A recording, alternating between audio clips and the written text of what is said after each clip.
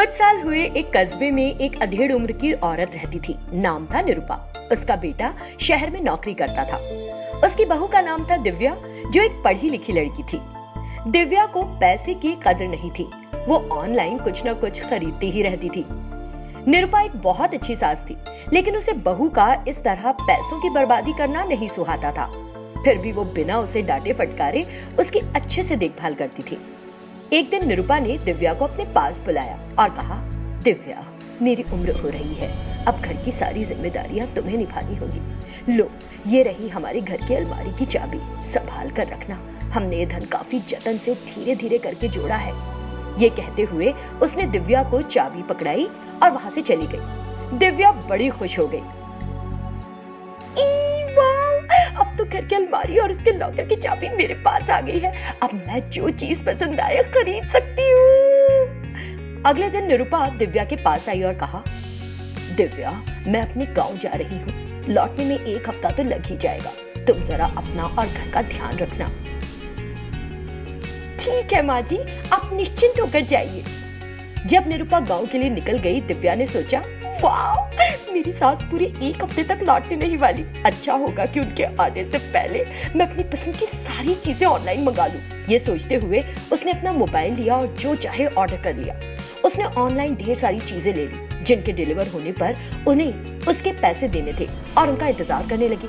3 दिन बीत गए। दिव्या उन चीजों का इंतजार कर रही थी जो उसने ऑनलाइन ऑर्डर की थी। अच्छा होगा कि माँ जी के लौटने से पहले वो सारी चीजें इकट्ठी आ जाएं। इसी बीच किसी ने दिव्या को उसके फोन पर कॉल किया। मैडम, आपके ऑनलाइन ऑर्डर्स आ गए हैं। मैं आपके घर के बाहर खड़ा हूँ, प्लीज आकर अपनी चीजें ले लीजिए। फौरन दिव्या जोश में आकर बाहर गई। टोटल कितना बिल हुआ? मैडम, टोटल बिल 40,000 का है। अच्छा, 1 मिनट, मैं अंदर जाकर पैसे लेकर आती हूँ। हाँ, ये कहकर वो अंदर गई और पैसे निकालने के लिए अलमारी खोली, लेकिन वहां 1 रुपया भी नहीं था। दिव्या ने सारी अलमारी खंगाल डाली, लेकिन उसे कुछ नहीं मिला। दिव्या को कुछ समझ नहीं आ रहा था। ये क्या, इस अलमारी में तो 1 रुपया भी नहीं है।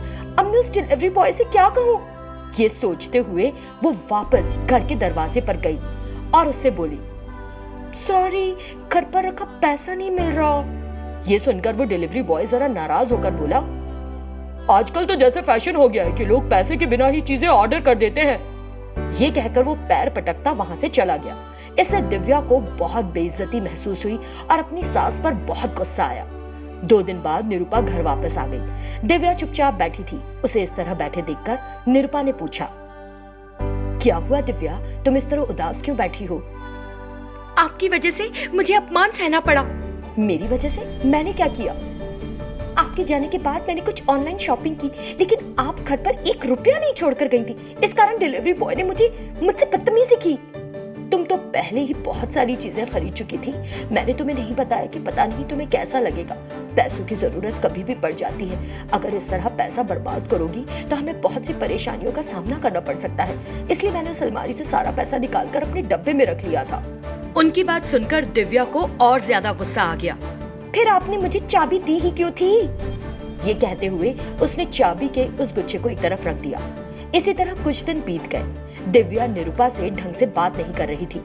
एक दिन दिव्या को ठीक नहीं लग रहा था और वो देर सुबह तक सो रही थी। अचानक उसे खांसी उठी और उसके मुंह से खून आया। ये देखकर निरुपा डर गई। तुरंत वो उसे लेकर अस्पताल गई। डॉक्टर ने दिव्या की जांच की और बोले, इसके खून में इन्फेक्शन है, हमें तुरंत ऑपरेशन करना पड़ेगा, वरना बात बिगड़ जाएगी। उसके लिए पैसों की जरूरत पड़ेगी। तुरंत निरुपा बोली, पैसों की फिक्र मत कीजिए डॉक्टर, मैं पैसे लेकर आती हूँ, आप इसका अच्छे से इलाज कीजिए, उतना ही काफी होगा। ये कहते हुए निरुपा ने दिव्या के इलाज के लिए बचत किए सारे पैसे खर्च कर दिए। ऑपरेशन के बाद दिव्या, जिसने अपनी सास का उसके प्रति प्यार देखा, बहुत शर्मिंदा हुई। मेरी सास एक बहुत अच्छी इंसान है, लेकिन मैंने उनके दिल को नहीं समझा और जबरन उनसे गलत बात की। उनकी बात सही है, हमें नहीं पता कि कब और किस लिए पैसों की जरूरत पड़ जाए। अगर घर पर पैसा नहीं होता तो मेरा ऑपरेशन नहीं हो पाता। ये सोचते हुए उसने अपनी गलती स्वीकार की। उसके बाद से उसने अपनी सास की बात माननी शुरू कर दी और पैसे बचाने लगी। उसे पैसों की कीमत समझ आ गई थी। धरनी नाम का एक गांव था। पार्थ नाम का एक किसान वहां रहता था। अपनी खेती की जमीन पर ट्यूबवेल लगाने के लिए वो खुदाई कर रहा था। तभी उसे एक आवाज सुनाई दी, मित्र मुझे बाहर निकालो, मुझे जल्दी से बाहर निकालो। कौन है वहां? ये कहते हुए वो इधर उधर देखने लगा।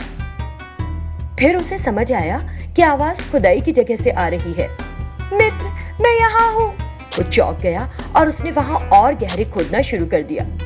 फिर उसे उस जगह पर एक सुनहरी साइकिल मिली, जिसे देखकर उसे अपनी आंखों पर भरोसा ही नहीं हुआ। वाह, ये तो सोने की साइकिल है, कितनी गजब की दिख रही है। मित्र मुझे बाहर निकालने के लिए तुम्हारा थैंक यू। हाँ, लेकिन तुम साइकिल होकर बोल कैसे रही हो और तुम जमीन के अंदर क्या कर रही थी? है तो ये एक लंबी कहानी, लेकिन मैं छोटा करके सुनाती हूँ। हाँ सुनाओ। मैं एक जादुई साइकिल हूँ और मुझे एक साधु से जादुई शक्तियाँ प्राप्त हुई हैं। उस साधु ने मुझे अपने नौकर मोहन को दिया था।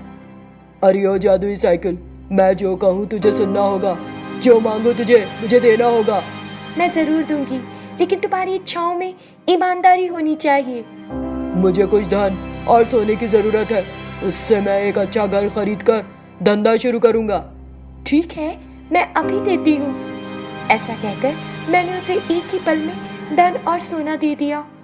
फिर मोहन ने एक बढ़िया सा घर खरीदा और बाकी बचे पैसों को बर्बाद करने लगा। उसने उन पैसों को फालतू की चीजों और अपने दोस्तों के साथ मजे करने में उड़ा दिया। देखो मोहन, तुम जो कर रहे हो वो गलत है। मैंने तुम्हें अच्छे काम करने के लिए धन दिया था, लेकिन तुम उसे यूं ही उड़ा रहे हो।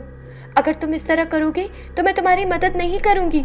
अगर तुम मेरी बात नहीं मानोगी तो मैं तुम्हारे टुकड़े टुकड़े कर दूंगा। ऐसा कहकर उसने मुझे तोड़ने की कोशिश की, लेकिन मैं एक जादुई साइकिल हूँ, वो मुझे तोड़ने में नाकाम रहा। तो तुम ऐसे नहीं समझोगी, मैं तुम्हें जमीन के अंदर दफना दूंगा। ये कहते हुए उसने मुझे यहाँ गाड़ दिया। मैंने उसे ऐसा करने से मना भी किया। मैं गरीबों को खाना खिलाना चाहती हूँ, जरूरतमंद लोगों की सहायता करना चाहती हूँ। मैंने मोहन से विनती की, लेकिन उसने मेरी एक नहीं सुनी। आज तुमने मुझे कई सालों बाद बाहर निकाला। तुमने जो भी कहा ठीक है, लेकिन तुम्हारे पास शक्तियां हैं, तो तुम उससे बच क्यों नहीं सकी? मैं बोल सकती हूँ और दूसरों की मदद कर सकती हूँ, इसके अलावा और शक्तियां नहीं है मेरे पास। अच्छा। मित्र, उस साधु ने मुझे मोहन को गरीबों की मदद करने के लिए दिया था, लेकिन उसने ऐसा नहीं किया। मुझे खुशी होगी अगर तुम ऐसा करो। मैं ऐसा जरूर करूंगा प्रिय साइकिल। ठीक है, मैं तुम्हें कुछ धन और सोना देती हूँ, तुम उसे गरीबों में बांट देना। ऐसा करने से उस साधु की आत्मा को शांति मिलेगी। ये कहते हुए उस सुनहरी साइकिल ने उसे कुछ धन और सोना दिया। पार्थ ने वो ले लिया। मैं इससे गरीबों की मदद करूंगा। और जैसा कि उसने सुनहरी साइकिल को वचन दिया था, उसने बहुत से गरीब लोगों की मदद की और शाम वो वापस साइकिल के पास आया। मैंने जैसा तुमसे कहा था बहुत सारे लोगों की मदद की, लेकिन अभी और बहुत हैं जिन्हें मदद चाहिए। ठीक है मित्र, तुम मुझे अपने साथ अपने घर ले चलो ना। अगर मैं वहां रही तो तुम्हारा घर दौलत से भर जाएगा। पार्थ ने हामी भरी और उस सुनहरी साइकिल को चलाने लगा।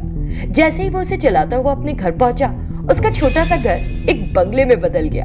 कई तरह की चीजें और दौलत वहां आ गई। ये देखकर पार्थ बड़ा खुश हुआ। आज के बाद तुम्हें कोई परेशानी नहीं रहेगी, और अगर तुम मेरी सुनोगे तो एक खुशगवार जिंदगी जियोगे।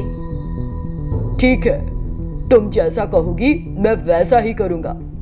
उस दिन से वो जादुई सुनहरी साइकिल और पार्थ मिलकर बहुत से गरीब लोगों का पेट भरने लगे।